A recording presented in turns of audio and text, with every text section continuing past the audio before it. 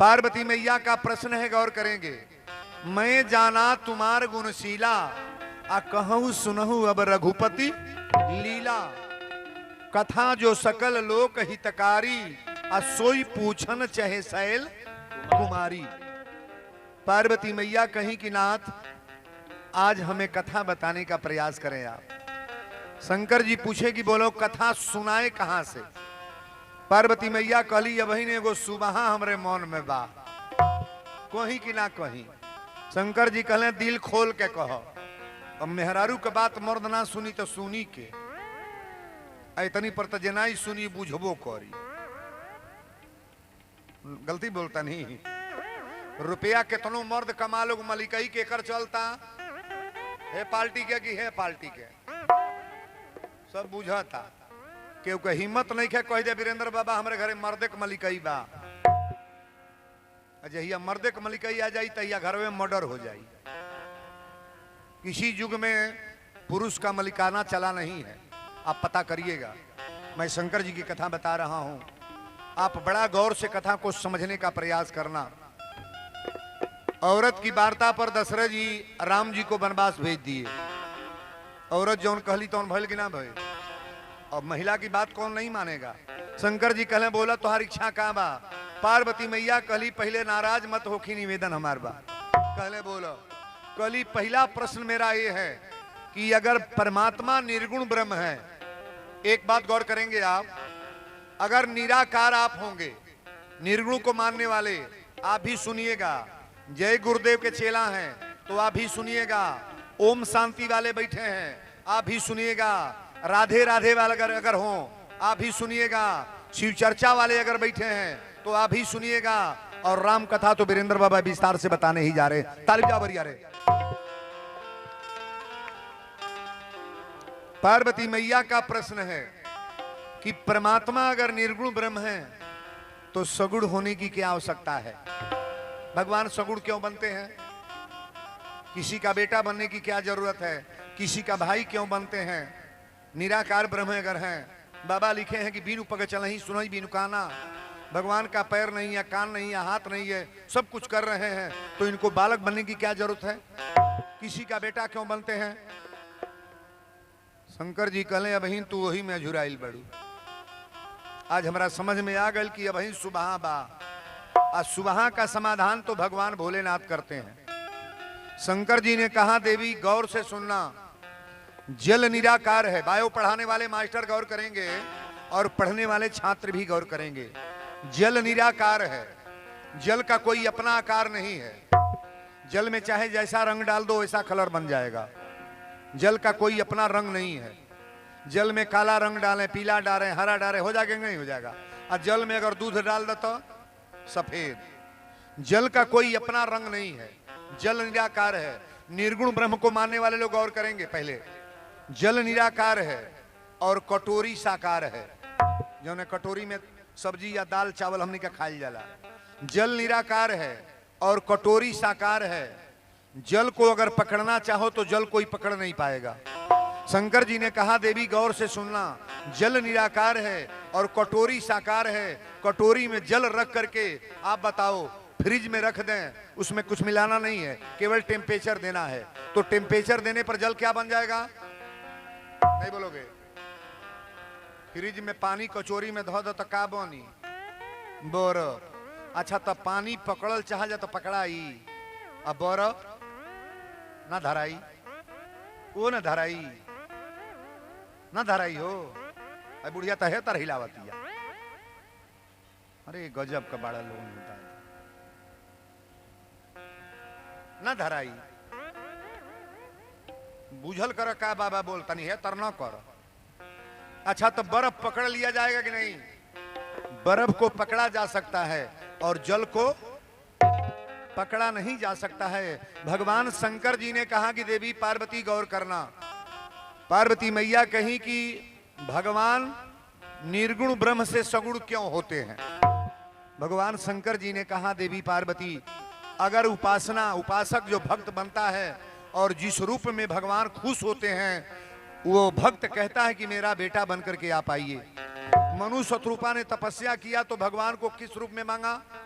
पुत्र के रूप में। भगवान को पुत्र बनना पड़ा कि नहीं बनना पड़ा? प्रहलाद ने कहा कि मेरे भगवान खंभे में है।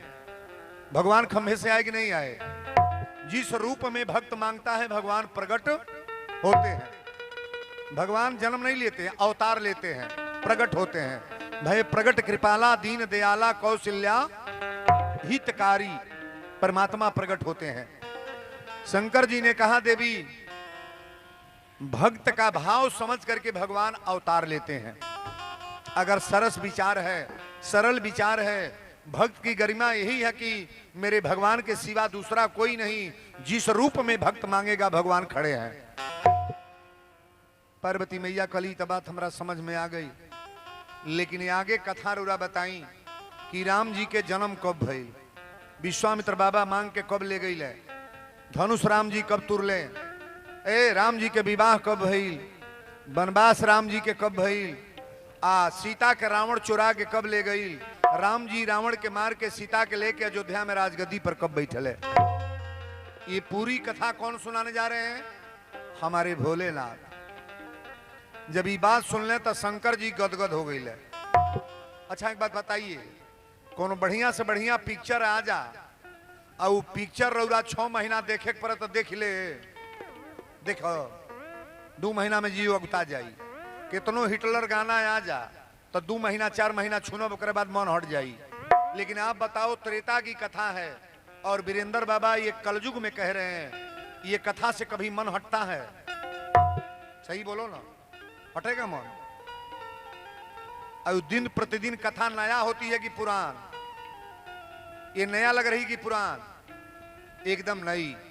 भगवान कभी पुराने नहीं होते हैं और भगवान की कथा कभी पुरानी नहीं होती है।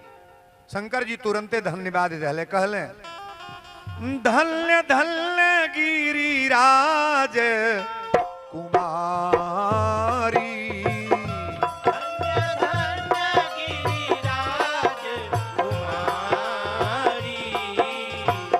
धन्य धन्य गिरिराज कुमारी, तुम समान नहीं को उपकारी। राम सिया राम जय जय राम राम राम, सिया राम जय जय राम। पूछहु रघुपति कथा प्रसंगा, पूछहु रघुपति कथा प्रसंगा, पूछहु रघुपति कथा प्रसंगा, सकल लोक जग पावनी गंगा। राम सिया राम जय जय राम राम राम, सिया राम जय जय राम। बोल दी शंकर भगवान की। कथा को बड़ा प्रेम से समझने का प्रयास करेंगे। शंकर जी पहले माता पार्वती के धन्यवाद देहले, धन्य धन्य गिरिराज कुमारी, तुम समान नहीं को उपकारी। पूछे हु रघुपति कथा प्रसंगा, सकल लोक जग पावनी गंगा। शंकर जी धरती पर को गंगा ले आयल बानी? शंकर भगवान पृथ्वी पर को गंगा लाए हैं? कोई बताएंगे? एक गंगा लाए हैं। ये भगीरथ वाली नाम आप जानते हो जो गंगा जी, और ये ब्रह्मा के कौंडल वाली बात ये नहीं है। एक ही गंगा नहीं आई है, पृथ्वी पर शंकर जी 2 गंगा लाए हैं। पूछे हु रघुपति कथा प्रसंगा, सकल लोक जग पावनी गंगा। एगो तो गंगा उ है जौन कहाँ कहाँ नहाए जाली, बुझता ही ना, जो नदी दरिया बहुत है, एगो ही गंगा है। है शंकर जी है गंगा एगो बनौले बड़े कौन? पूछे हु रघुपति कथा प्रसंगा, सकल लोक जग पावनी गंगा। ये कथा रूपी गंगा है। रौरा प्रयाग चाहे अयोध्या चाहे कोनो धाम बनारस जाई चाहे ना, लेकिन हे गंगा में जे नहा लिहल ओकरा देही के मैल ना अंदर के मैल साफ हो जाई महाराज। ताली बजाओ बरिया रे।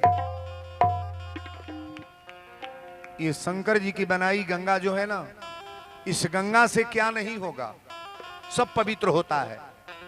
बाबा लिख रहे हैं कि पूछे हूँ रघुपति कथा प्रसंगा, असकल लोक जग पावनी गंगा। शंकर जी कहले बोला बेकरी आगे तू कहल का चाहतड़ू। अच्छा ये बताई, निर्गुण को मानने वाले यहाँ लोग बैठे हैं। कोई व्यक्ति गाड़ी लेकर जा रहा था, उसके गाड़ी का चक्का का हवा निकल गया, चक्का का हवा निकल गया। तो पूछा भैया हवा कहाँ मिलेगा? तो एक विद्वान व्यक्ति था, कहा हवा तो हर जगह है। हवा कहाँ नहीं है? अगल बगल आगे पीछे हर जगह हवा एक नहीं है। हवा है तभी ना हम लोग चल रहे हैं। तो कहा तो नगदा फंसान में फंस गए। अच्छा ये ज्ञान से गाड़ी चलेगी? कोई दिल लगी हवा हर जगह बात गाड़ी चली। तो कहा आप चल रहे हैं दूसरे जगह पूछेंगे। उससे जाकर पूछे भैया हवा मिलेगा यहाँ? हवा कहाँ है? तो कहा क्या बताया है? तो कहा है हवा हर जगह है। तो कहा कम जानता है हमसे, सुनो हवा तो तुम्हारे अंदर ही है, तुम्हारे अंदर। अगर हवा नहीं रहता तो वीरेंद्र बोल पाते। हवा है कि नहीं अंदर? ज्ञान से गाड़ी चलेगी, चलेगी गाड़ी। मीठा मीठा कहल जाता मुंह मीठ हो जाई, पानी पानी कहल जाता पियास बुझा जाई। पिए के परी या खाए के परी तबे बुझाई। अखियां हरि दर्शन को प्यासी। ध्यान से सुनना। समझदार व्यक्ति एक मिला, भैया काहे आप परेशान हो? तो हवा बताओ ना। कहा कि का देखो भर रहा है, का भर रहा है? ध्यान दीजिएगा, निर्गुण को मानने वाले लोग दुकान पर गया और दुकान वाले से कहिया भैया भैया चक्का में हवा डाल दो। इंजन स्टार्ट करके साकार इंजन, साकार पाइप, साकार पहिया, साकार ट्यूब और साकार इंजन को स्टार्ट करके निराकार हवा डालने के लिए 5 तत्व लगाया गया। ताली बजाओ बरिया रे।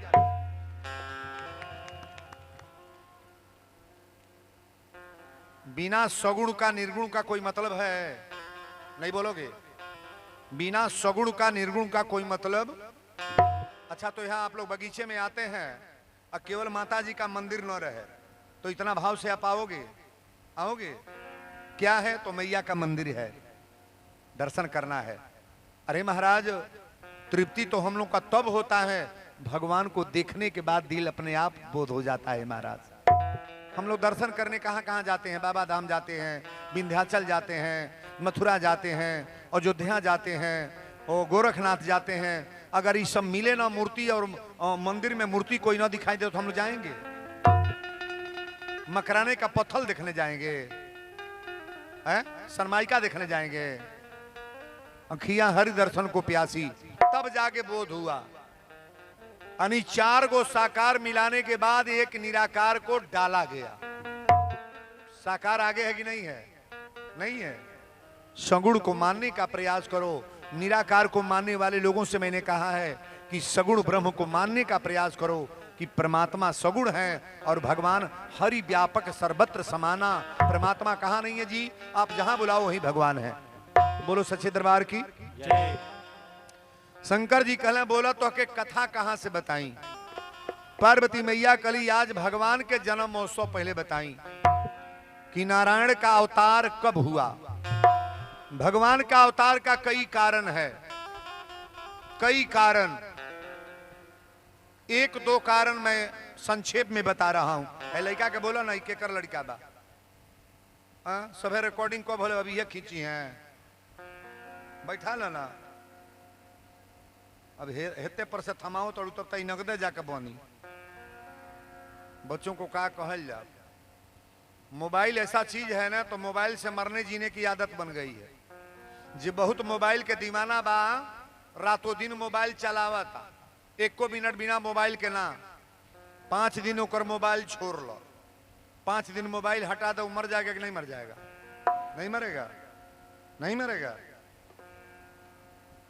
मोबाइल बहुत अच्छी चीज नहीं है, मोबाइल यूज करो, मैं मना नहीं कर रहा हूं, मोबाइल यूज करो। टचिंग वाला मोबाइल हम पास में कभी नहीं रखते हैं। वो वीडियो कमरे लोग करत करत बाप हो बाप हमार माथा खराब हो जाता रहा। वीडियो कमरे वाला जितना भी व्हाट्सएप चाहे तन चलता है, ये मेरे कलाकार बंधु स्टाफ के लोग लिए रहते हैं। बात करना है तो सिंगल मोबाइल से वीरेंद्र बाबू से बात करो। हम कभी भी सादा मोबाइल चलाते हैं और दिन भर में 500-2000 घंटी आती है, 2 मिनट 2-4 घंटी उठाते हैं, जिनको प्रोग्राम से मेन मकसद है, मतलब है हमारी मान के बाद दिन भर बतियावल कथा कहत में तो माथा गरम बता, दिन भर मोबाइल चलावल जाई हैं। मोबाइलवा बड़ा हई देखा, एगो बीमारी के घर हमरा लगे आ गए। एगो औरत आइल कल से बाबा एगो बात रुआ से कही, हम कनी को आ तो हमारे मर्दे के बड़ी शिकायत बा, कोनो दवाई बताई ना पकड़ा जा। हमने कहा आ तो दूसरे के फेर में रहता। हमने हमारे लगी है कंपटीशन बा का तोर मर्दे के पकड़वाई। हाँ अब मर्दे के पकड़ी पैबे कबो, इनका तकैबू ही कौन पड़ा बैठल बाड़ी है कथवा हेने होता कि हेने तोरो माथा उल्टे होता। हे पड़ा बैठा हमरा वो ताका हमरी ओर। हम कनी का गलती बा त कल से बाबा कहीं जाता ना बताओ तो नहीं बना, पकड़ात नहीं बना। हम अपन अच्छा राय देनी, कनी एगो 2 मोबाइल कीन ले। कनी मोबाइल बा त कलस की ना, हमने 2 मोबाइल कीन ले आ जहाँ जइहा तहाँ पकड़ाइए जइहे। ए दादा 2 मोबाइल किनवा दिहली, एक मोबाइल कर मालिक ले ले, एक मोबाइल औरतिया। अब जहे जहाँ तक घंटी लगावे, हेलो कहाँ बानी तो कहीं गुरुवलिया चौराहा पर आइल बने तो जल्दी आई, कहाँ बानी तो कसिया बानी तो जल्दी आई, कहाँ बानी तो चौराहा पर अपने बानी जल्दी आई। अब मोबाइल हो गल तो अपना हो गई, मौगी बुझ गए। अब कहीं रही मोबाइल से पता चल जाई, कहीं जा तो फोन करे तुरंत पता चल जा। 1 महीना के बाद नैहर जाए लागो, सुनिहा ध्यान से। तो नैहर गल तो लइकवा से कल से एगो लइका रहे करे बराबर, कल से अपने पापा के पता लगाई है कि कहाँ कहाँ जाता घर से। कोई के गोल या जो नैहर गोल तो घंटी लगौलस, हेलो कहले हेलो, कलस कहाँ बानी, कहले घर ही बानी। मौगी कलस किचन में चलब तो किचन में गईल। मौगी कलस मिक्सर मशीन तन चलावत, अब इनका इंटरव्यू लेती है बोझू से नैहर से। मिक्सर बुझत है ना, मसाला पीसे ला जाओ, कलस मिक्सर चलाव।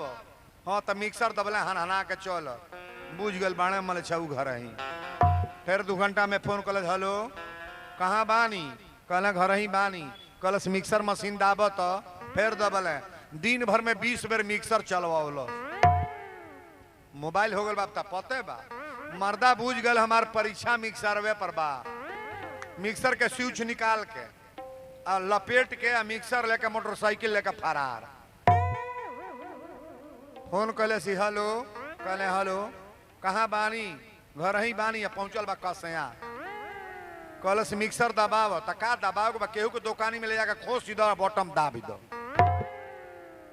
इहन करे के बा हो। केहू के बटन खोस के दाबी दो। अब जितना घूमता घूम घूम मिक्सर दाबता। 1 महीना के बाद जब आई तो लइकवा से पूछल, सरे बाबू तोर पापा कहीं गइल ले? हाँ। लइकवा कलस जइया से ते गल बड़े तैया से इहो फरार बाड़े रे बकलोली, इहो फरार बाड़े। मौगी कलस, अरे मल छवा मिक्सरवा तो चल तो रे दो गलवा। लइकवा कलस मिक्सरवा ले ले घूमला है बकलोलो। पकड़ो तू दाढ़ी दाढ़ी उड़त अड़ू तो पाते पाते उड़ता। कौन मर्दे के मेहरारू पकड़ ली। ध्यान से सुनना, मेरे कहने का मतलब ये, अपने हस्बैंड पर कभी भी सुबह न करो, शंका मत करो। अगर बढ़िया पति है, हस्बैंड है, अगर सुबह करोगी तो तुम्हारा हस्बैंड गलत बन सकता है। सुबह करने वाली बेटियां बहन गौर करेंगी, अपने पति पर जो सिंदूर लगा कर लाया है ना, कभी सुबह मत करो। अगर सुबह करोगी तो तुम्हारा हस्बैंड नालायक गलत हो सकता है। सुबह की बीमारी पहले छोड़ दो आप। हमरा बुझता है में 20% लोग बैठल बा, अब भीतर बुझत हो कि बुझे वाला तो बुझते। बीमारी छोड़ो लोगनी। मर्दे के कहीं सुन ले बानी मेहरारू पकड़ले बा, पकड़ाई तो लो दाढ़ी दाढ़ी चलता तो पाते पाते उधिया था। पकड़ो, सुबह मत करो। हम बार बार निवेदन करी ले, शंकर जी कली की बोला तो के कथा कहां से सुनाई। पार्वती मैया कली भगवान के जन्म महोत्सव पहले बताई। शंकर जी कहें देवी पार्वती, दशरथ जी के 3 रानियां थीं, कौशल्या, कैकेयी, सुमित्रा।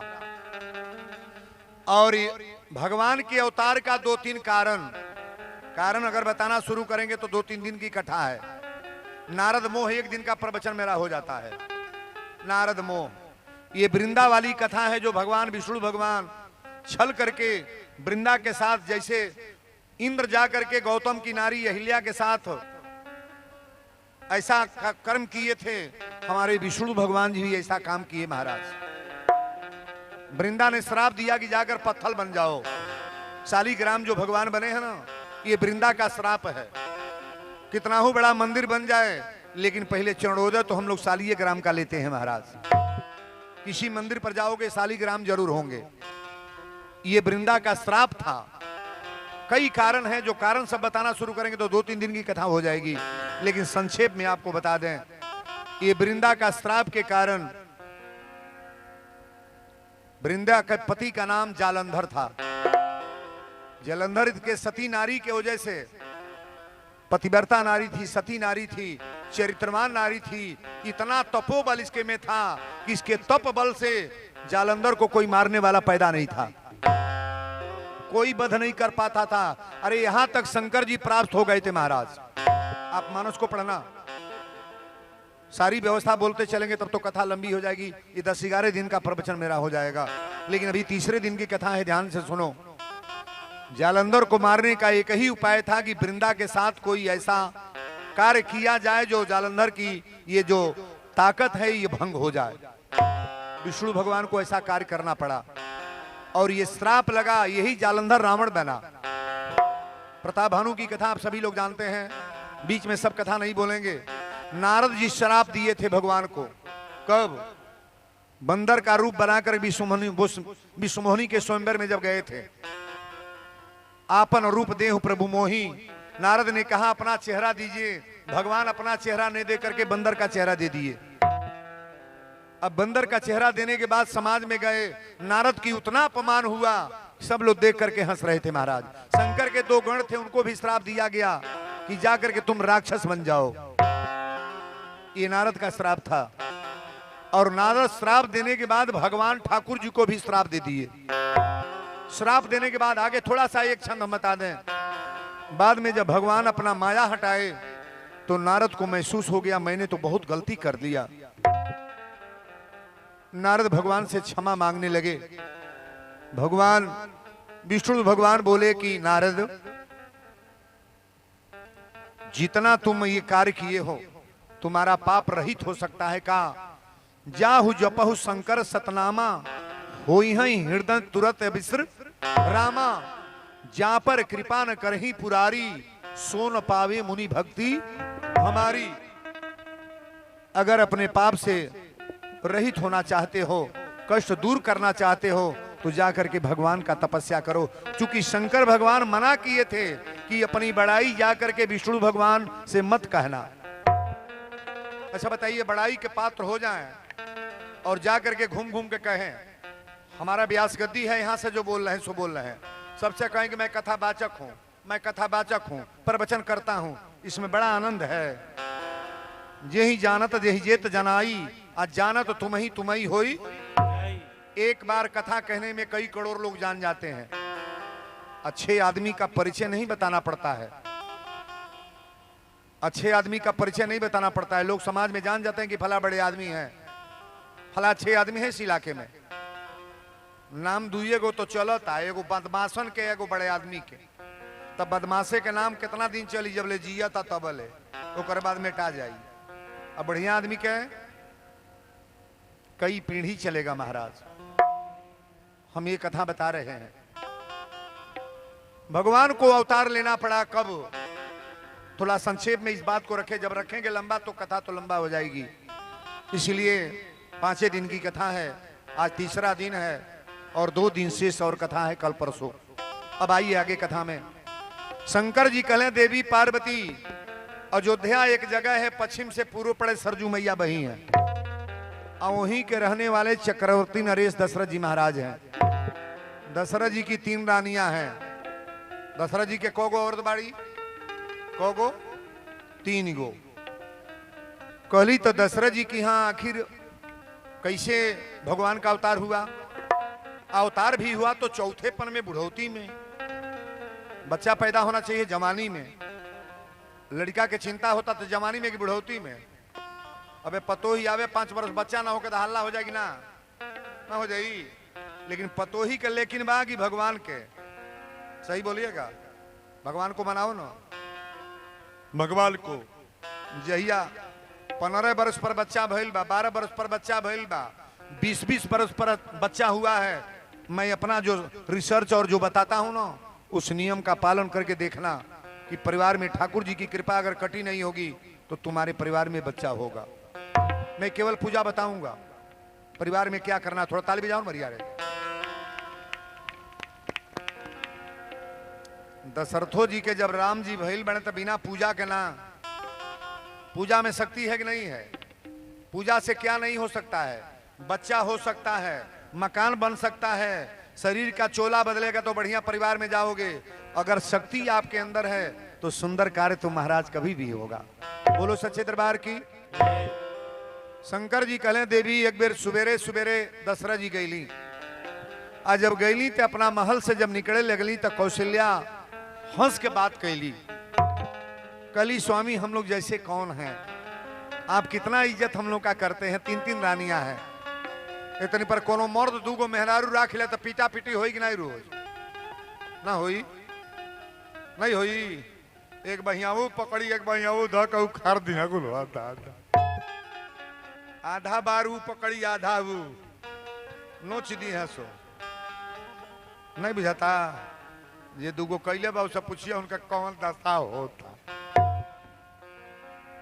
लेकिन हमारे चक्रवर्ती नरेश दशरथ संत हैं और भाषा में प्रयोग आप जो कर हम रहे हैं ना, 3 रानियां ये जो है ना धर्म का प्रतीक, तीनों रानी है। ये विवाह नहीं है, विवाह का परिचय तो परिचय हम जब देते हैं ना तो 1 घंटा का मेरा विषय है। यह तीनों रानियां कोई हल्के पावर की ये नहीं है महाराज, ये डायरेक्ट धर्म है, संपत्ति है सब तीनों रानी। कौशल्या, कैकेयी, सुमित्रा साधारण नारी नहीं है।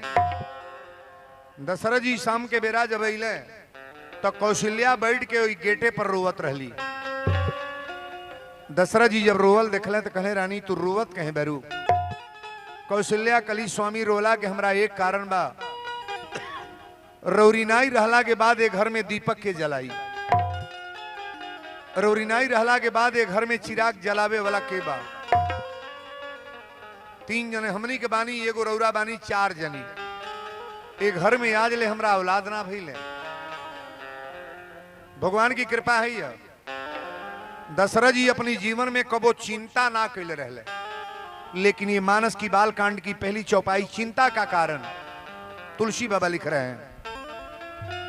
एक बार भूपति मन माही, एक बार भूपति मन माही, एक बार भूपति मन माही, भई गलानी मोरे सुत नाही।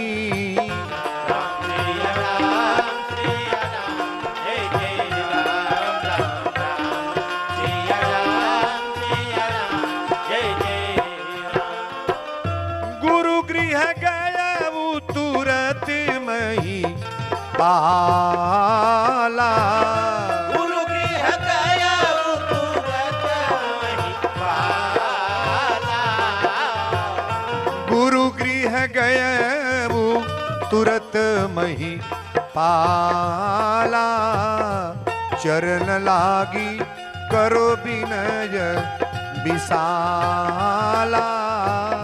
राम सिया राम, जय जय राम राम राम, सिया राम, जय जय राम। बोल दी अयोध्या धाम की, श्री दशरथ जी महाराज की, चौपाई को ठीक से मानस का समझ लें आप। बार बार नहीं, एक बार। मानस में जहां एक शब्द आया है ना, वहां कोई न कोई कारण है। शंकर जी एक के बेर लेके गए सती के छूटा छूटी हो गए। एक बार त्रेता जुग माही असंभु गए कुंभज ऋषि, शंकर जी से सती से छूटा छूटी हो गए। आज एक शब्द पर कथा चलने जा रही है। एक बार भूपति मन माही अभई गलानी मोरे सुत नाही। गलानी माने चिंता, असुत माने पुत्र। दशरथ जी के जीवन में एक बेर चिंता भइल कि आज ले हमरा औलाद ना भइले, आज ले हमरा बेटा ना भइल, हमारी अयोध्या में औलाद ना। दशरथ जी की आंख में आंसू आ गए, दशरथ जी रोवे लगली। कौशल्या के रोवल देख के दशरथ जी रोवे लगली। दशरथ जी विचार करें कि आज गुरु के दरबार में चलो। पढ़े लिखे लोग बैठे हैं, गुरु को अक्षर में लिखा गया है 2 अक्षर। गु माने अंधकार और रू माने प्रकाश। व्याकरण पढ़ने वाले लोग गौर करेंगे, पढ़ाने वाले भी। गुरु 2 अक्षर का नाम है। गु माने अंधकार और रू माने प्रकाश। गुरु उसी को कहते हैं कि चेला अगर अन्हारे परल बा तो के प्रकाश में ले आवो। गुरु जो चाह दे तो चेला सुधिया जाए कि ना। आ गुरुए गड़बड़ बतो। वीरेंद्र बाबा गांजा पिए और तोहके कहे दारू छोड़ो, तई हुकाए वाला बात बा कि ना बा? कहो। वीरेंद्र बाबा रच बच अपने उल्टा सीधा खा और तोहके कहे साधु बनो, तई पिटाए वाली बात बा कि ना बा? पहले वीरेंद्र अपने को सुधरे। या जितने गुरु होंगे हम निवेदन करेंगे, पहले अपने विचार को बदलने का प्रयास करो आप। अगर गुरु अच्छा है तो शिष्य तो कभी अच्छा होगा महाराज। दशरथ जी विचार करें कि गुरु के दरबार में चलो। गुरु गृह गयऊ तुरत महिपाला, आचरण लागी करो विनय विशाला। सुख दुख सुख सब गुरु ही सुनायऊ, आ कही वशिष्ठ बहुविधि समूह जायऊ। जब अपन कष्ट बतावे लगल कि सरकार हमरा आज ले बच्चा ना भई, हमरा लड़का लिखल बगिना, तो वशिष्ठ जी समझौले कि राजन पहले धीरज धरी। लेकिन गोड़वा पकड़ के दशरथ जी रो के कहले, आरी गुरु है गोसैया रहुआ,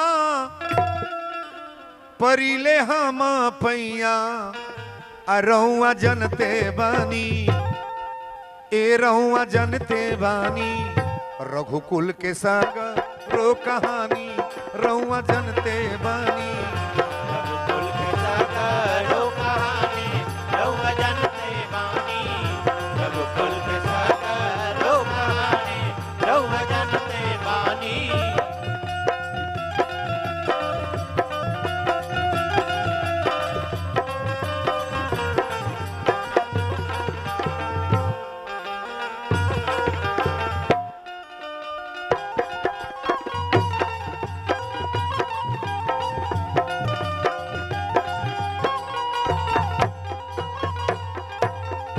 घरवा में भरल बाणे सोनवा से चानी, घरवा में भरल बाणे सोनवा से चानी, घर ही में बाड़ी हमरा 3 गोरानी, घर ही में बाड़ी हमरा 3 गोरानी, अवध के लोगवा हमके कहेलनी संतानी, रहुआ जनते बनी। वशिष्ठ जी के गोड़ पकड़ के दशरथ जी रोए लगली। दशरथ जी कहली राजन पहले रोवल बंद करी आप। दशरथ जी कहली कि गुरुदेव ये बताई हमरा बच्चा लिखल बा कि ना। कर आवाज और बढ़ई बा, हमरा बच्चा लिखल बा कि ना। अयोध्या में हमरा बाद केहू दीपक जलावे वाला बची कि ना। वशिष्ठ जी के लग गई तो एगो पुत्र मांगे गल बड़े।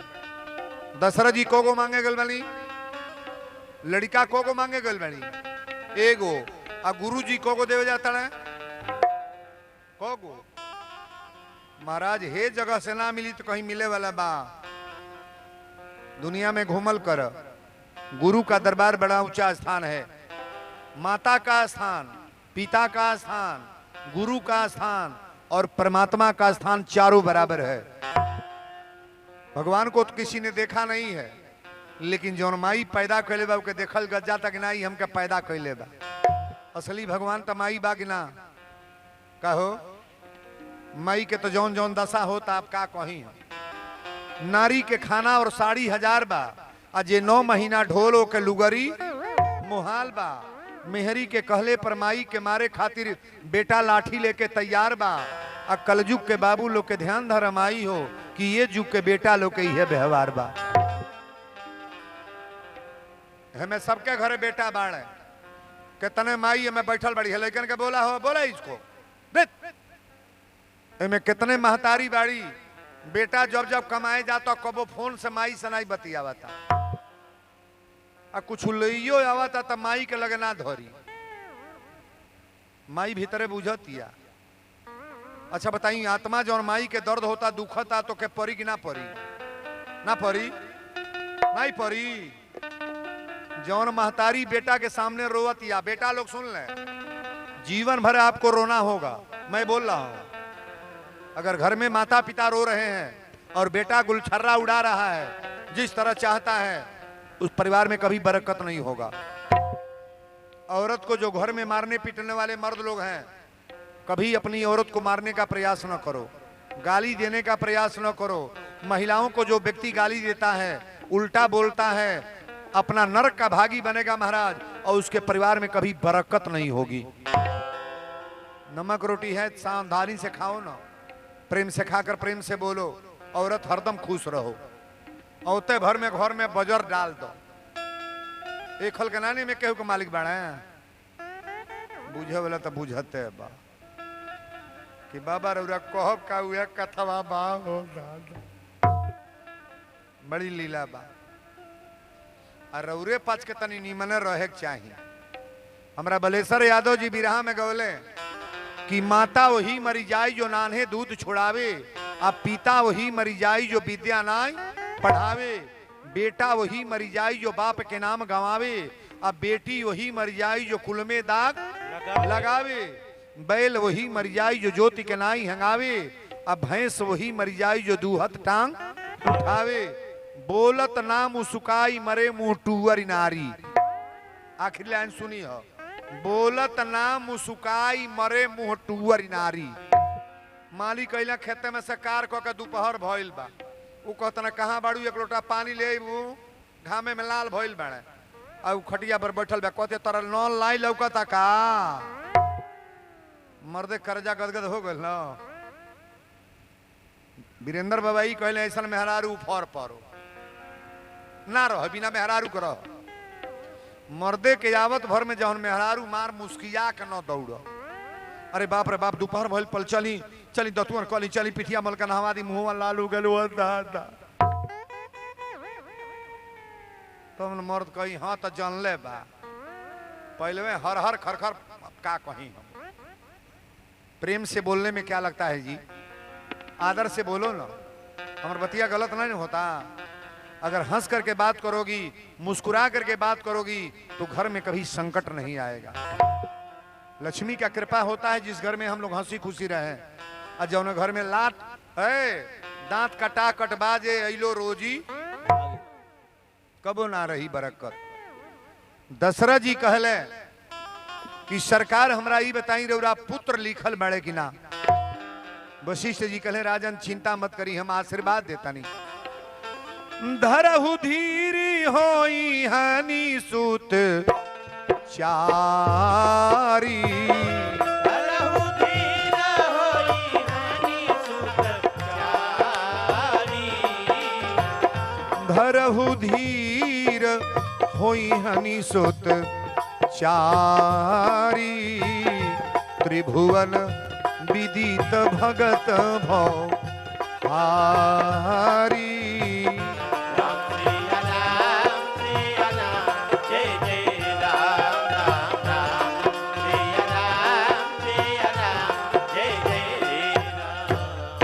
धरहु धीर होई हनि सुतचारी, आ त्रिभुवन विदित भगत भव। कोगो पुत्र हुई है? आप चिंता मत करी रउरा 4 पुत्र हुई हैं सरकार। आज चारों साधारण पुत्र नहीं, इन चारों पुत्रों की चर्चा महाराज संसार में रमेगी। दरहु धीर होई हनि सुतचारी आ त्रिभुवन विदित, तीनों लोक में ऐसा कोई पुत्र नहीं होगा महाराज। कहले तो पुत्र हुई है कैसे? अच्छा तो कह दिया जा तोरा बेटा हो तो ऐसे हो जाई, होई कुछ करे परी का हो के जाता। गुरु वशिष्ठ जी कहले कि पुत्र होंगे आपके 4, लेकिन कैसे? कहले गुरुदेव बताइए कैसे? तो कहले एक यज्ञ करना पड़ेगा। अच्छा बताइए यज्ञ छोटा हो चाहे बड़ा हो, यज्ञ है कि नहीं है? नहीं है, नहीं है, मानने के ऊपर है। आप मानने का प्रयास करो पहले। आज मानने वाले लोग नहीं है महाराज, कम मानने वाले लोग हैं। बहुत लोग ही कहले कथा के मतलब का। लेकिन हमसे कहले वीरेंद्र बाबा 50-50 हजार लोग रुआ जुटावता नहीं, बाप हो बाप 1 लाख लोग। बिहार में जब जाते हैं तो इतना लोग तो कगरी बैठेला। गोपालगंज सीमान छपरा जाते हैं ना, 1-1 लाख की संख्या कथा में बैठती है। इतना लोग रुआ जुटाई ले, कथावा में का मतलब बा लोग के? उन तहर माथा खराब बा पगलई बो। अभी तू ये नहीं बुझबलो कि कथा का मतलब का है। कथा जब जान जाओगे तो जीवन की जथा बदल जाएगी महाराज। कथा समझने का प्रयास करो। कथा आज ये पृथ्वी को रसातल में जाने का यही कारण है कि हमारे विद्वान संत और अच्छे विद्वान इस पृथ्वी को रोके हैं महाराज। ताली बजाओ मरी यार। ये जो बहुत नामी ऑर्केस्ट्रा मंगा दिहल जा तो जितना भीड़ कथा में हो जाई कबो ऑर्केस्ट्रा में हो जाई कोई। ये ऑर्केस्ट्रा देखने वाले लोग हैं, अच्छे लोग इसमें बैठे हैं, जिनकी क्वालिटी है, जो परिवार में गणना में आते हैं, घर के गार्जियन आकर बैठे हैं। भगवान की कथा तो लफुआ लड़के ले सुनते हैं, और ड्रामा नाच तो देखने वाले इतने पर तो दुर्गा पूजों में देखा तनी नाच करवा देता लोग। एक को गाना बाजाता दिमाग खराब हो जाता। 7 दिन में नीक लागेला, दुर्गा जी धराइल बड़ी न 2-3 दिन नीक लागी। अजहिया मूर्ति दोहे जाई, जहिया दहवावे जाता लो तैया ऊ गाना बाजाता, हे दुर्गा माई तो ही कल्याण करी हो। गलती बोलता नहीं? हाँ, वो गाना बजना चाहिए।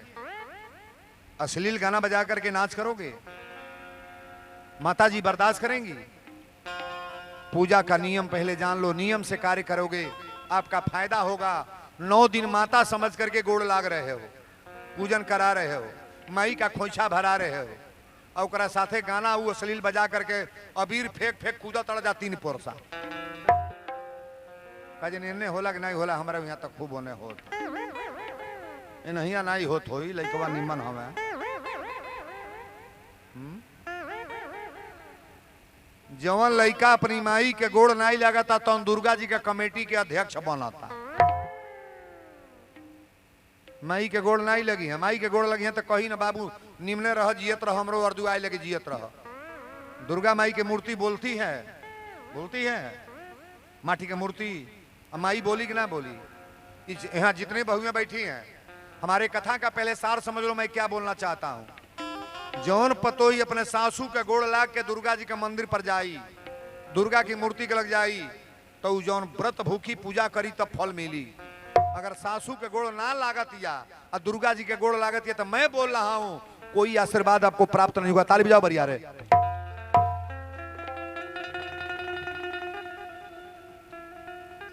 सासू तोहर जन्मौले बा, तोहर मर्द मिलल बा, जो सिंदूर लागल बा। पहले माई है कि मेहरारू? पहले माई हो।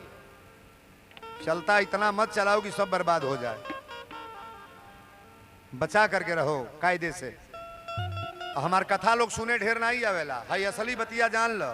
हमें कई गो पतो भीतर रिसियात हो कि दादा बाबा ई कौन कथा कहता है। कथा तो हम उहे कही ले, या तो बिगड़ जाना तो सुधर जाए। कौने जगह पर कथा आइल बा? गुरु वशिष्ठ जी कहले कि धरहु धीर होई हनि सुतचारी, आ त्रिभुवन विदित भगत भव हारी। कहले पुत्र होई है कैसे ही हम बतावे जाता नहीं अब तुरंत भाव आ गए। श्रृंगी ऋषि वशिष्ठ बुलावा पुत्र काम शुभ यज्ञ करा आवा। राम सिया राम जय जय राम। राम सिया राम जय जय राम। भक्ति सहित मुनि आहुत दीने प्रगट भय चरु कर तबलीने। राम सिया राम जय जय राम। राम सिया राम जय जय राम।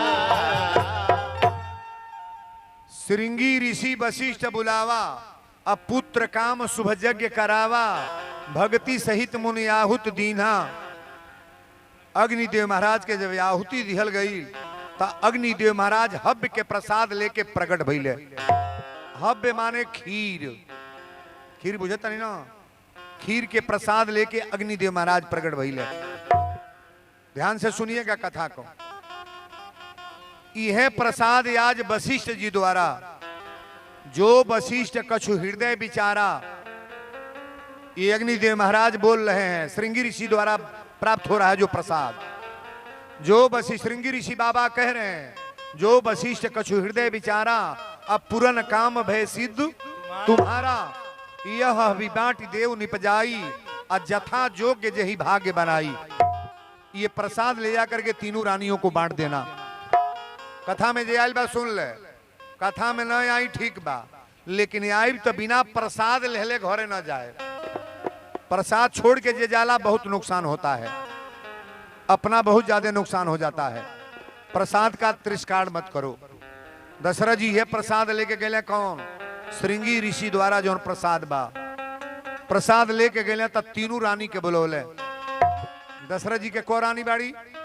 3 गो। एक बात सुन ले, जेकरी परिवार में औलाद ना बने एक नियम बता दे हम, नवरातन में अगर लाल फूल मिल जाए, लाल कौन फूल? अड़हुल का फूल इतने पर मिला था हर जगह, लाल फूल मिल जाए, 7 दिन का व्रत अगर रहती हैं, जिकरा औलाद नहीं बा उसे कहता नहीं हम, 7 दिन व्रत रहती है ना, लाल फूल मिल जाए तो एक लाल फूल लेकर के माता जी के दरबार में आया। प्रतिदिन माता जी के दरबार में लाल फूल लेकर आए, और जिनके औलाद नहीं है लाल फूल के साथ लाल वस्त्र, मई के लाले वस्त्र, लाल फूल लाले पसंद है, अपने शरीर पर लाले कपड़ा पहने। जिकरा औलाद नहीं बा उसे कहता नहीं हम, लाल साड़ी, लाल पेटीकोट, लाल ब्लाउज, लाल कपड़ा, लाल फूल। ध्यान से सुनिएगा। सलवार सूट अगर पहनना है तो लाल आप सलवार सूट बनवा लो, अपना आंचल दुपट्टा लाल बनवा लो, और लाल फूल लेकर के माता के दरबार में आओ। यहाँ आ करके कोई पंडित विद्वान बुला लो और संकल्प करा लो कि बाबा मैं पुत्र के लिए संकल्प करना चाहती हूँ। यहाँ साधारण जगह पर नहीं, जहाँ उल्टा सीधा करने वाले लोग हैं उस दरबार में नहीं जाना है। अच्छे दरबार की बात मैं बोल रहा हूँ। और जा करके नियम से यहाँ संकल्प करा लो कि बाबा पुत्र के लिए अनुष्ठान संकल्प कर दें। आप प्रतिदिन आकर के 11 फेरा मंदिर को परिक्रमा करो और लाल फूल चढ़ाकर माता जी से निवेदन करो, मैया हमारे आंचल में एक पुत्र दे दो। नियम का पालन करें। मैं भगवान तो नहीं हूं, लेकिन मेरे बताने से कितना महिलाओं को कहें हम। अभी हाल एक पंडित जी 18 वर्ष पर लड़का हुआ था, गाय लाद के मेरे घर भेजे थे। ये भगवान की कृपा है। मैं परमात्मा नहीं हूं, लेकिन मेरे बताने से कितने रोगियों का कल्याण हुआ है। अच्छा बताइए, इसमें कुछ पैसा लग रहा है? कोई है? आप नियम के पालन करो, नियम से कार्य करो। हो सकता है मैं परमात्मा तो नहीं हूं, लेकिन मेरे बताने से माता जी का आशीर्वाद आपके परिवार में लग जाए। बजाओ ताली बरिया रे।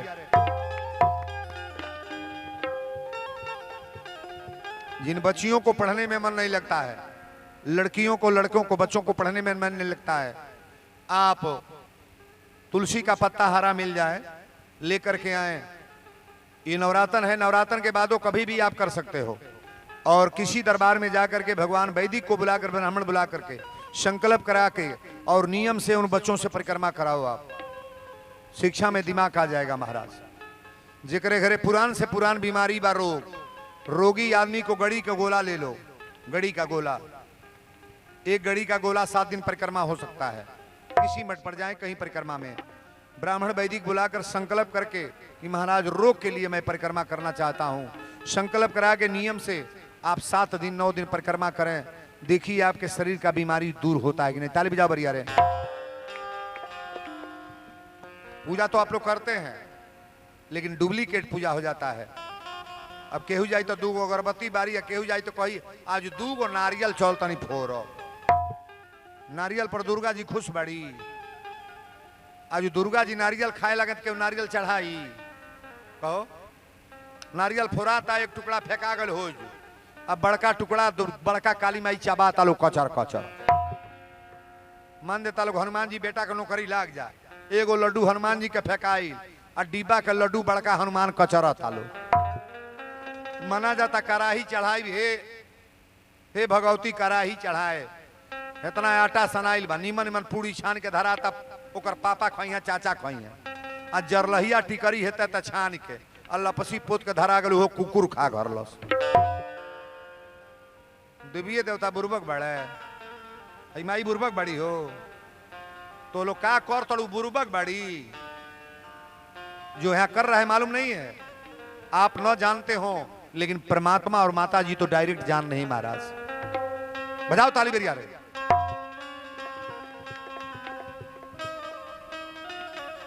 तीनों रानी के बोलो ने दशरथ जी, हो तब ही राय प्रिय नारी बोलाई, कौशल्या आदि तहां चली आई।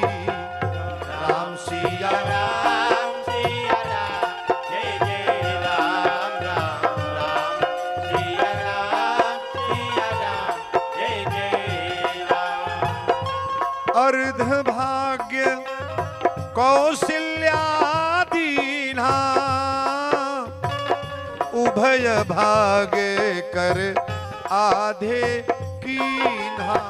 राम सिया राम, जय जय राम राम राम, सिया राम, जय जय राम। तब ही राय प्रिय नारी बुलाई, कौशल्यादि तहां चली आई। अर्ध भाग्य कौशल्या दीन्हा, उभय भाग कर आधे कीन्हा। आधा प्रसादी कौशल्या जी के दिया गए, खीर के प्रसाद रहे, गोला बनोले रहे, आधा प्रसाद कौशल्या जी के दिया गए। आधा प्रसाद जौन बचल तो में से 1 टुकड़ा केकई के दिया गए, 2 टुकड़ा के 1 टुकड़ा केकई के। आप बताइएगा कौशल्या के को बच्चे हैं, कौशल्या जी के को लड़का, अथवा उठावा जाना 1। बहुत अच्छी बात। केकई के को लड़का, सगरी गलत होता है, दूधू मुरी वाला सब गलत होना। केकई के को गो बुढ़िया 4 गो उठाती, यार तार माथा खराब हो रही।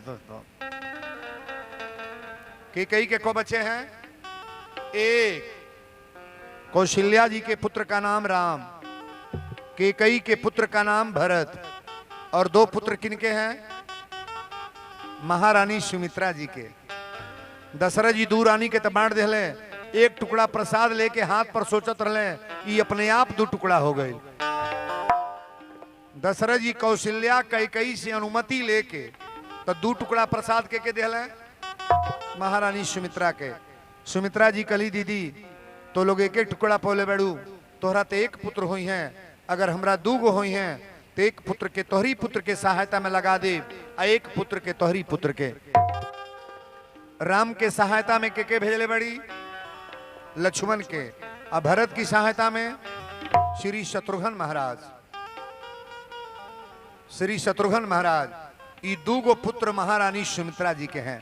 थोड़ा ताली बजा के सब लोग गाले हैं कि आजू भला मैं बारी बारी सगुना, आजू भला मैं बारी बारी सगुना, आजू भला मैं बारी बारी सगुना, बारी बारी सगुना रे, बारी बारी सगुना, बारी बारी सगुना रे, बारी बारी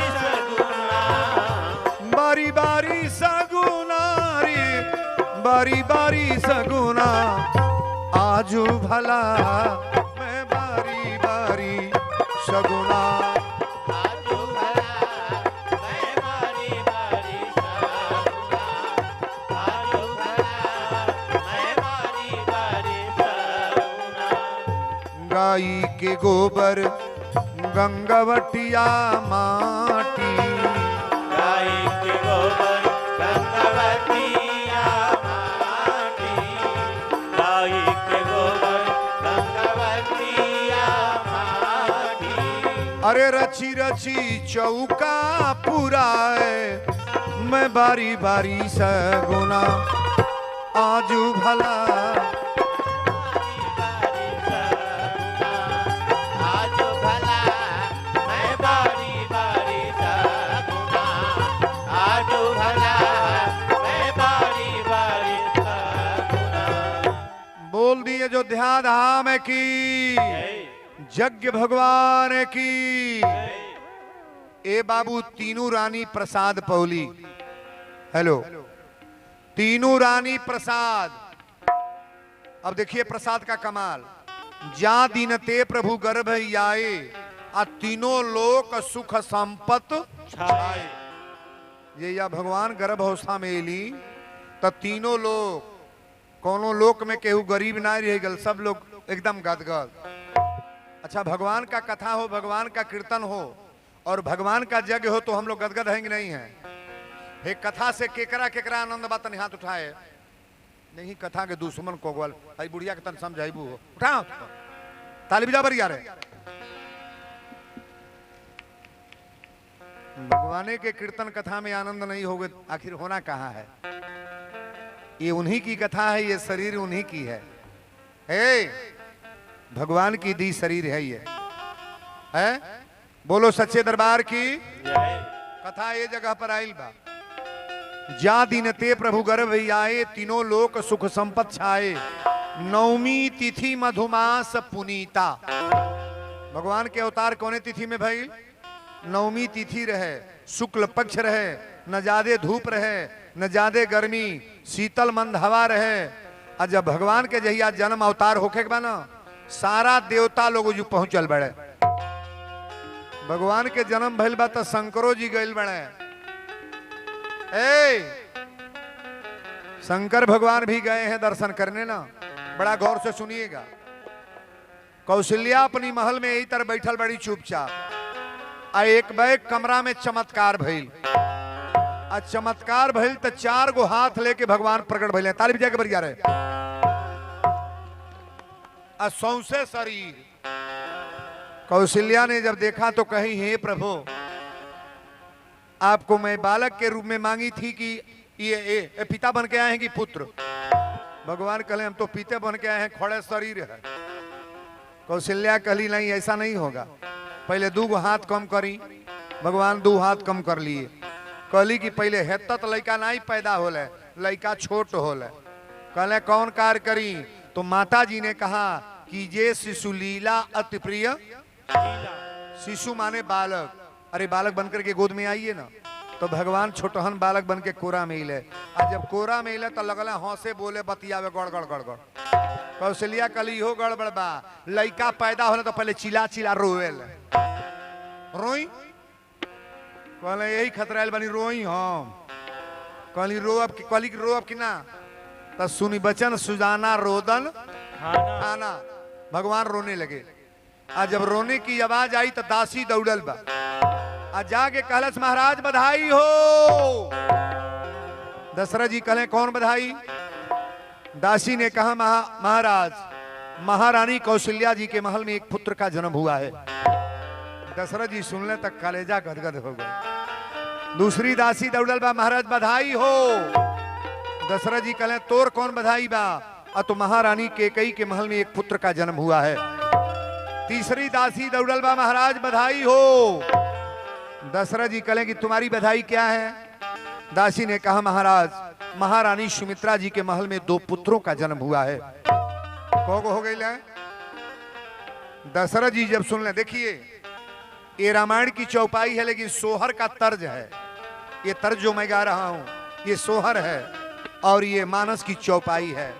दशरथ जी जब सुनले तका भइल, हरे दशरथ पुत्र जन्म सुनी काना, जन्म सुनी है ललना मानहु ब्रह्मानंद समाना जन्म सुनी है।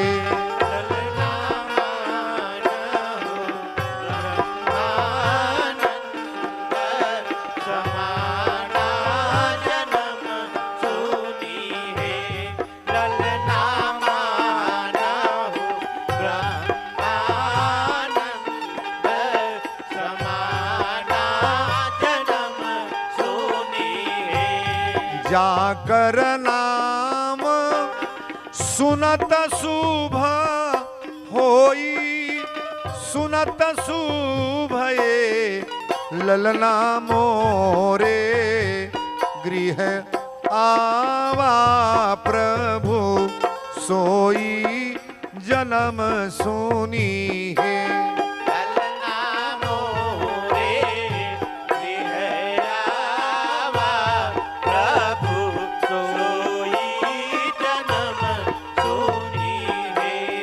परमानंद पूरी मान राजा, पूरी मान है ललना कहा, बुलाऊ बजावहु बाजा पूरी मन है।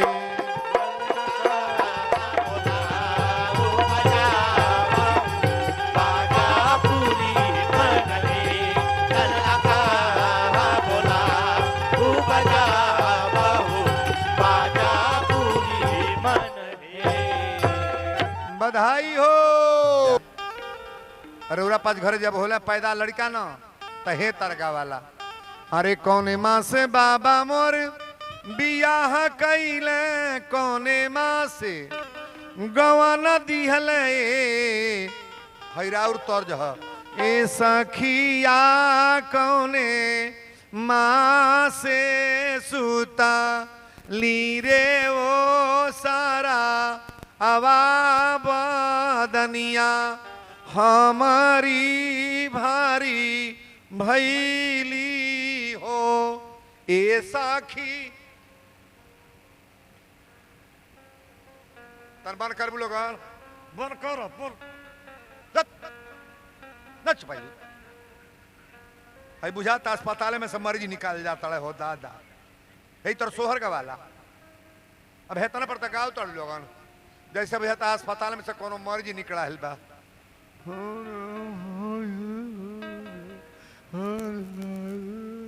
तरी गावला बजाव, हे भगवती माई जे जे कड़ेरे गावता कोस के चाप के ओकरा घरे बेटा होखा नाती होखा बधाई बाजो, जे जे बहटियावता कह दी अबे कहियो दे बोलो खड़े रहे। हे सखिया कौने माँ से सुता लीरे वो सारा आवा बदनिया हमारी भारी भैली हो, ए सखिया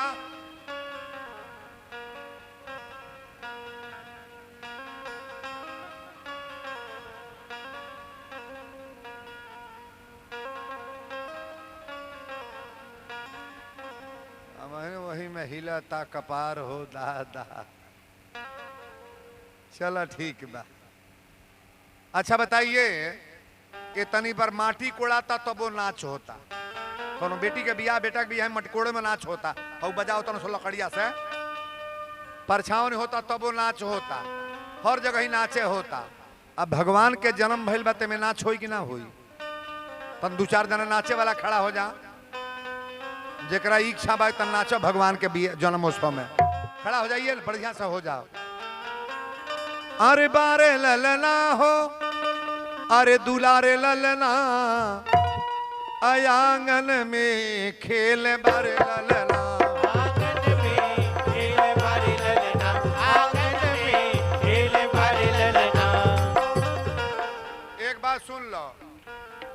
कट्ठा के लेखा ठड़ुआ न के खड़ा हो जेकरा रुपया पैसा भी न दा। कथा सुनलो प्रेम से। दशरथ जी की यहाँ कोगो पुत्र भइले 4 गो, आ एगो के चिंता रहल ताकि हमरा और दशरथ पुत्र जन्म सुनिकाना, मानहु ब्रह्मानंद समाना, जाकर नाम सुनत शुभ होई, आ मोरे गृह आवा प्रभु सोई, परमानंद पूरी मन राजा, आ कहाँ बोलाऊ बजावहु बाजा। दरवाजा पर बधाई बाजे लगल। आ जितना लोग नाचता गावता न, अवरिया पवरिया गांव जवार के लोग राजा दशरथ जौन इनाम देता है वो इनाम अपने लग नहीं रखता केहू, उ ले के ओके देता, उ तो ओके देता, केहू अपने लग रखबे ना कोई। आत्मा का सब लोग गदगद हो गए है ना। जिनको भगवान मिल जाए उनको धन से मतलब है मतलब भगवान से दर्शन हो जाता है, बेटा बेटी लौकी, घर द्वार लौकी, भगवान माता स्तुति कर रही हैं। जिनको याद है आप गाएंगे, और नहीं याद है थोड़ा हाथ जोड़ लीजिएगा। माता कौशल्या ने कहा, हे प्रभु आप जैसे अवतार लिए हैं, बाबा लिखे हैं कि भय प्रगट कृपाला, दीन दयाला, कौशल्या हितकारी, हर्षित महतारी, मुनि मनहारी। उतना प्रसन्न होके माता जी स्तुति कर रही हैं कि श्री राम चंद्र कृपाल भज मन, हरन भव भय दारुणम, नवकंज लोचन कंज, मुख पद कंज पद कंजारुणम, गंधर्व अंगनीत अमित, छवि नव नील नीरज सुंदरम, पतुपीठ मानहु तरित रुचि सुति, नौनी जनक सुताबरम, भजुदीन बंधु दीनेश, दानव दैत्य वंशनी कंदनम, श्री राम चंद्र कृपालु भज मन, हरन भव भय दारुणम, श्री राम चंद्र कृपाल भज मन, हरन भव भय दारुणम, श्री राम चंद्र कृपाल भज मन, हरन भव भय दारुणम, श्री राम श्री राम। माता ने स्तुति की। आज हमरा ई निवेदन करे बा भगवान, जैसे श्री चक्रवर्ती नरे दशरथ जी के वहां आप आए, सबके घर में किसी रूप में आप अवतार लें। बोलो अयोध्या धाम की जय चारों भैयन की, जय तीनों मैयन की। जय। बिचवा में तनी 1 मिनट ब्रेक लेंगे हम। ब्रेक वही खातिर के तनी ये कथा जग के दक्षिणा कुछ मंगा जाए। अरे बाजे बधैया हो बाजे बधैया, जन्म लिए हैं रघुरैया, अवध में बाजे बधैया। लिए है रघुरैया, अवध में बाजे बधैया, जन्म लिए है रघुरैया, अवध में बाजे बधैया। माता कौशल्या आरती उतारे, माता कौशल्या आरती उतारे, माता कौशल्या आरती उतारे, माता कौशल्या आरती उतारे, अरे आरतिया उतारे, सखी सबलेत बलैया, अवध में बाजे बधैया। सबले तबलैया, अवध में बाजे बधैया, सखी सबले तबलैया, अवध में बाजे बधैया। अरे माता कौशल्या गहना लुटावे, माता कौशल्या गहना लुटावे, माता कौशल्या गहना लुटावे, माता कौशल्या गहना लुटावे, अरे गहनवा लुटावे, दशरथ लुटावे धन गैया, अवध में बाजे बधैया। दशरथ लुटावे धेनु गैया, अवध में बाजे बधैया। दशरथ लुटावे धेनु गैया, अवध में बाजे बधैया। दशरथ लुटावे धेनु गैया, अवध में बाजे बधैया। बोल दिए जो ध्यान धाम की जय। कथा की तनी मेल लाइन आप समझ लो। चारों भैयन के जन्म एक दिन भइल। राम लक्ष्मण भरत शत्रुघ्न चारों भाइयों का अवतार एक दिन हुआ। आ नाम जहिया रखल गए थे एक दिन। गुरु वशिष्ठ जी नाम रखले एक दिन। मूड़न संस्कार भइल एक दिन चारों भाई के। ध्यान से सुनिएगा। जनेऊ संस्कार भइल चारों भाई के एक दिन। अब बियाहवा 2 दिन भल की एक दिन। चारों जने के बा कहीं धरती पर एक के घर में 4 गो बेटन के सजी कार एक के पेड़ ओई। चारों भाइयों का शादी भी एक साथ हुआ है, एक साथ। ये भगवान की कथा है। पहले ही बोले हैं हम कि कलिमल हरन मंगल करनी तुलसी कथा रघुनाथ की। भगवान की कथा आप सुन रहे हो और भगवान का जन्मोत्सव की कथा है। आप लोगों ने नाच गाना बड़ा बढ़िया से भाव से दिया। दक्षिणा भी जेकर लग जौन जुटल है और जेकर लग बा 50 रुपया दिहल, नाई बा तो 20 रुपया दिहल, नाई बा 10 दिहल, नाई बा तो 5 रुपया दिहल, लेकिन दिहल है। में केहू बाकी नहीं बा, हम देखा नहीं। सारे लोग दिए हैं, कोई कम दिया है कोई ज्यादा। आ दशरथ जी की यहाँ जितना दान कैली सब लोग जे पावता वो लुटावता कथा में। अच्छा बताइए, दशरथ जी के यहाँ जब भगवान आए हैं तो दशरथ जी अपनी मुंह से बेटा कहले बड़े आगे भगवान। राम जी के दशरथ जी बेटा कहले कि भगवान नहीं बोलो। दशरथ जी राम जी के बेटा कहले बेटा। चौपाई पढ़िएगा। जाकर नाम सुनत शुभ होई, आ मोरे गृह आवा प्रभु सोई। दशरथ जी अपनी मुंह से परमात्मा कहे हैं, परमात्मा। और भगवान का अवतार तो निर्मल अवतार है महाराज। परमात्मा की अवतार की बड़ाई कितना हम करें। भगवान के अवतार की बात कथा में आप आगे बढ़ें। राम जी के, लक्ष्मण जी के, भरत जी के, शत्रुघ्न जी के नाम गुरु वशिष्ठ जी चारों भाई के नाम यह रखली हैं के। मूड़न संस्कार एक बेर भई, जनेऊ संस्कार एक बेर, गुरु गृह पढ़न गयो रघुराई। हमारे राम जी गुरु के यहाँ गुरुकुल में शिक्षा लिए हैं। अब कथा वो जगह पर आयल बा, चूंकि भगाना है कथा को। पर लड़का के डांट दे बाबू, बैठा ले बाबू करे कैसन का बोतल लेकर घूमत कम ना बैठ